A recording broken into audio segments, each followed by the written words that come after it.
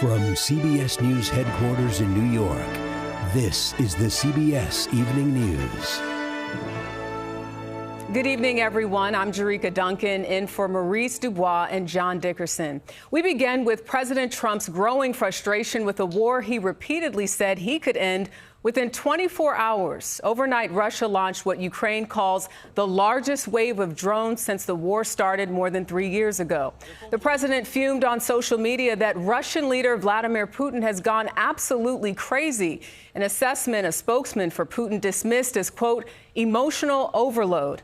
President Trump says he is now considering more sanctions on Russia in response to the ongoing attacks. Willie James Inman leads us off tonight from the White House with the very latest on those details. Good evening, Willie James.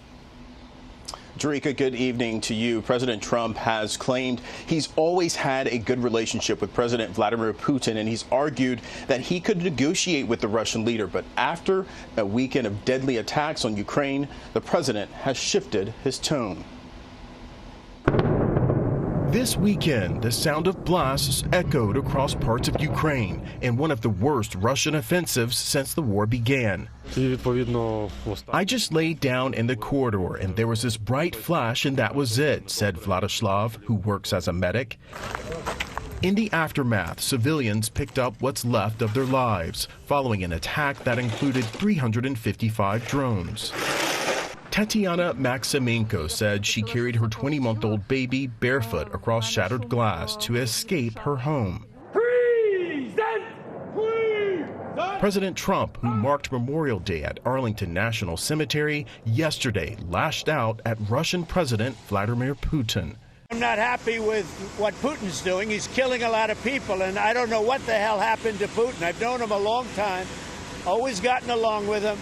But he's sending rockets into cities and killing people. The president called Putin crazy in a follow-up post on social media and doubted his intentions for peace, saying, I've always said that he wants all of Ukraine, not just a piece of it, and maybe that's proving to be right.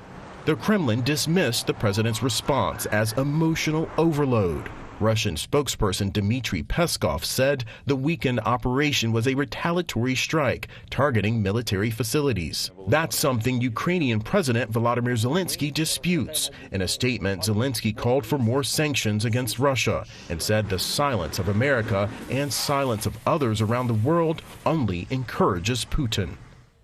So, Willie James, how did the president respond to Zelensky's comments there?